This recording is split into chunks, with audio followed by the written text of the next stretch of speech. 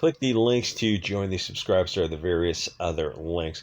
So Jihad Rehab and the Bolshevik Revolution, kind of the race to censor truth.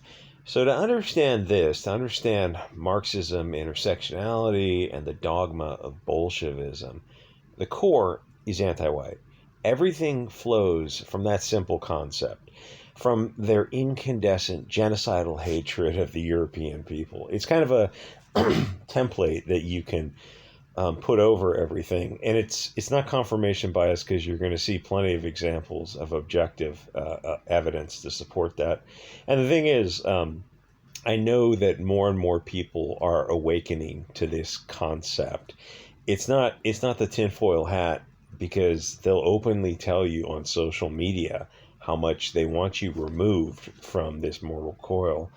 So the names of the method changes: intersectionality, Marxism, globalism. Before, back decades ago, it would have been, I guess, political correctness, and then SJWs, but it amounts to the same anti-white hatred. It all goes in one direction. This is very much not a two-way street. They don't want to stop racism. They just hate you, because if you're white or Asian and you start talking about your experiences, they tell you that they're not valid. Which, eventually you're gonna have to poke your head up and go, okay, wait a minute. You just hate European people. You're not concerned about racism, because you're not concerned about anti-white or anti-Asian hatred. You're just concerned about your own self-interests. And as it turns out, it seems like you guys really hate European and Asian people. So the modern left won't take a stand for art or for free expression, because those are no longer left-wing values. The old left of the 60s and the 70s, yeah, I mean, that's gone. That's been gone for 50 to 60 years. They cannot have free speech and intersectionality or globalism or Marxism, because their arguments don't stand up against a counter argument. So a few years ago, the left wing actually abandoned free expression. So a person makes a film about fundamental religious practices. It's not extremist, because it's fundamental. It abides by the founding literature, the dogma. Filmmakers make movies about such slices of life and other people's experiences since the beginning of filmmaking. You go somewhere, and in fact, this lady learned to speak the language. You learn the story, then you tell the story. That's what humans do, except when Bolsheviks get control of the distribution networks and the award ceremony types of things, which are very, very important, that all ends. Enter the gatekeepers of Sundance and South by Southwest, because of a mob of social media people who never saw the movie, told them to cancel the film, mostly because of who made the film. They capitulated and apologized. They were on board this indie film until they got pressure, and suddenly they weren't on board anymore. All it took was an anti-white hate mob on social media. Because the woman is European. She shouldn't make a movie about a religion. Does it matter if it's her religion or not?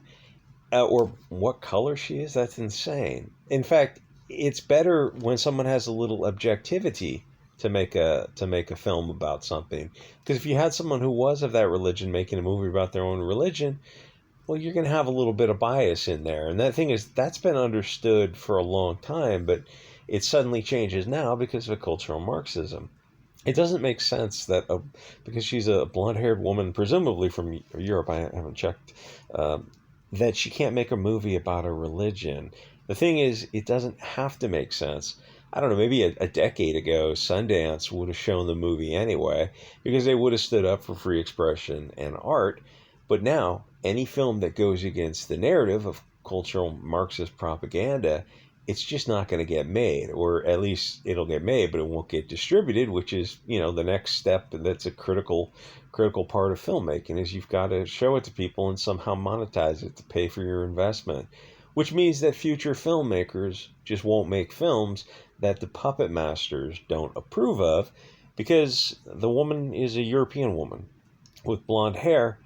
the film just doesn't get shown. So what's the point of film and art?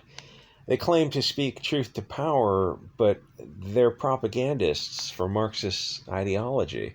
Like, if you're on the left and you look at this kind of stuff, like, what are you anymore? Are you, if you're, I mean, the left, the people, you throw around the term fascist pretty loosely.